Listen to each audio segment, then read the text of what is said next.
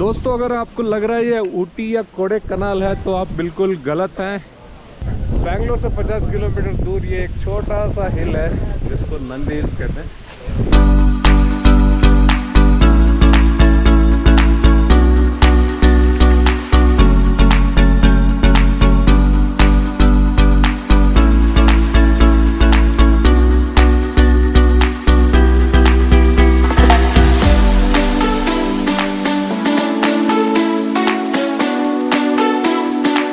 दोस्तों हम आधे रास्ते तक आ चुके हैं और हमें जाना है वहां तक, वो ऊपर तक जाना है। अभी काफी मजा आने वाला है दोस्तों।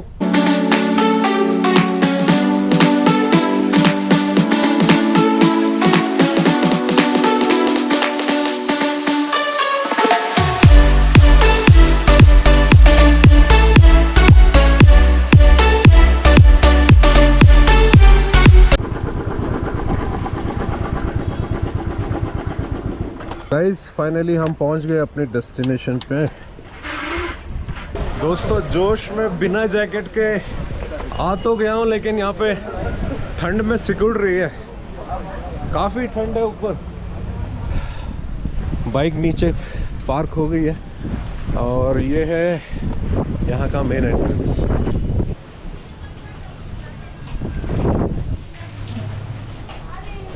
टीपू सुल्तान लॉज।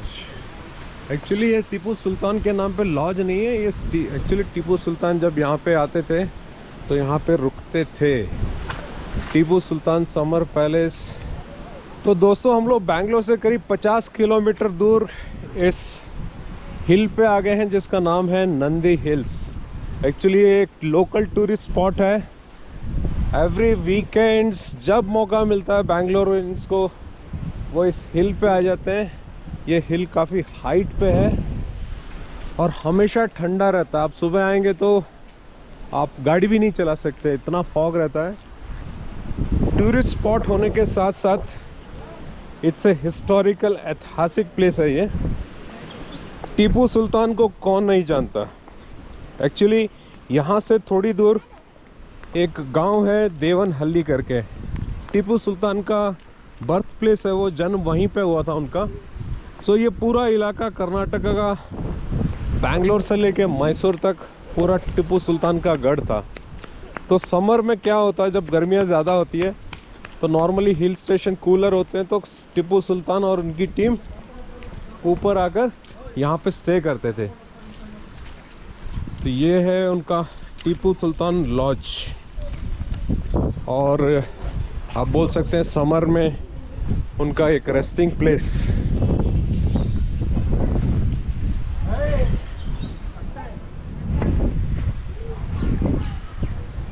इस पे लिखा हुआ है, आपको थोड़ा शायद दिखाई नहीं दे रहा होगा, लेकिन मैं पढ़ के सुनाता हूँ। This house was occasionally used by Tipu Sultan as a summer residence.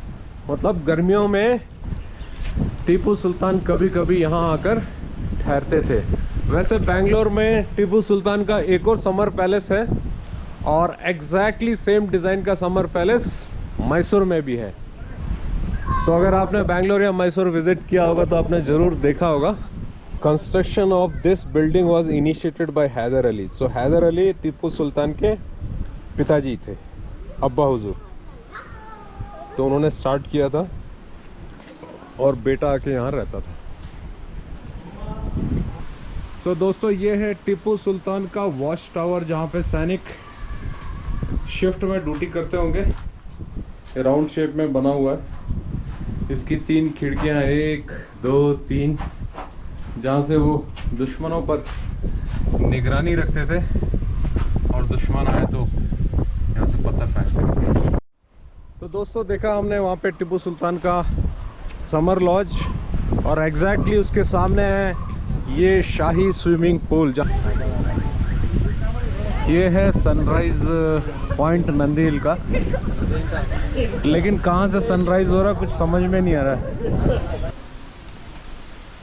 दोस्तों ये सामने का बोर्ड जिस पे लिखा है टीपू ड्रॉप, ये इस हिल का मेन पॉइंट है और इसके पीछे बहुत सारी कहानियाँ हैं।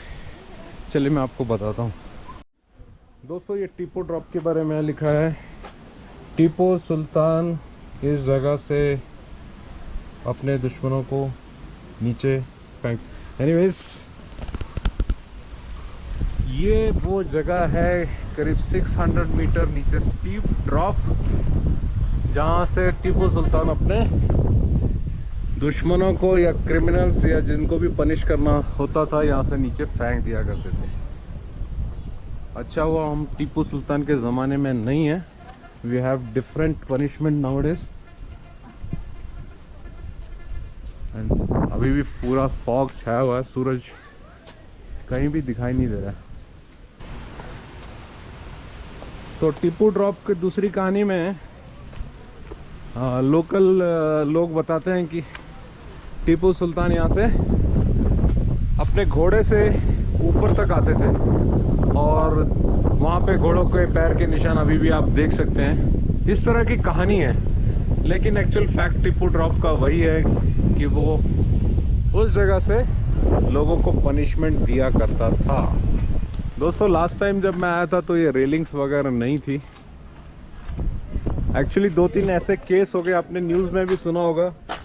यहाँ पे एक्चुअली आप ट्रैकिंग करके भी ऊपर आ सकते हैं।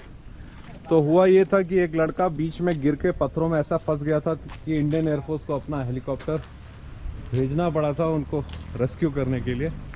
और दूसरा केस मैं आपको आगे चल के बताता हूँ। दोस्तों इतनी ठंडी है, चाय तो बनती है, वो भी कुल्हड़ वाली चाय। वाह वाह वाह, किस्मत है भाई। सर एक चाय।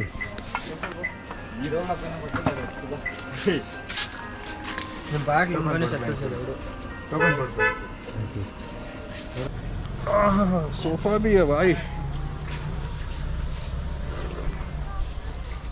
वो टीपू सुल्तान वाली फीलिंग आ रही है।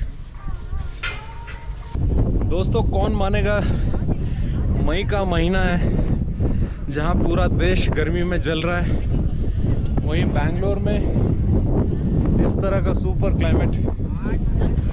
तो दोस्तों इस वक्त अगर आप बैंगलोर में हैं और अभी तक आप नंदी हिल्स नहीं आए तो आप कुछ मिस कर रहे हैं। आप वीकेंड्स में आइए, वीकडेज में आइए, ऐसा माहौल रोज रहता है। It's worth visiting this place, so please do come.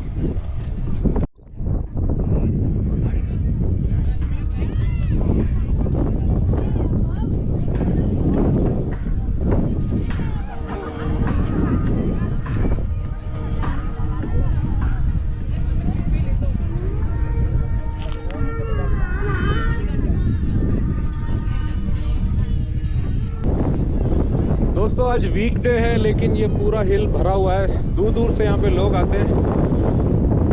हाय, क्या नाम है आपका? मेरा नाम प्रदीप जोशी है। आप यहीं लोकल हैं बैंगलोर नहीं, में? मैं एक्चुअली नेपाल से हूँ। नेपाल से हैं और बैंगलोर में रह रहे हैं? हाँ, बैंगलोर में 1 ईयर से रह रहा हूँ। एक्चुअली आज छुट्टी था तो ऐसा नंदील अरे वाह वाह वाह, क्या बात है, क्या बात है। कैसा लगा आपको? नंदील एक्चुअली बहुत मॉर्निंग में आने के लिए बहुत अच्छा है। सनराइज बहुत देखने को मिलता है। एक्चुअली हवा इधर का बहुत अच्छा है ना। इस वक्त एक्चुअली पूरा इंडिया गर्मी में तप रहा है और बैंगलोर में, और हम लोग इधर सुकून हवा ले रहे हैं। तो अगर नेपाली में बोलना, ये मेरे को जगह बहुत अच्छा लग रहा है, कैसे बोलेंगे? यो ठाउँ मलाई धेरै राम्रो लाग्यो।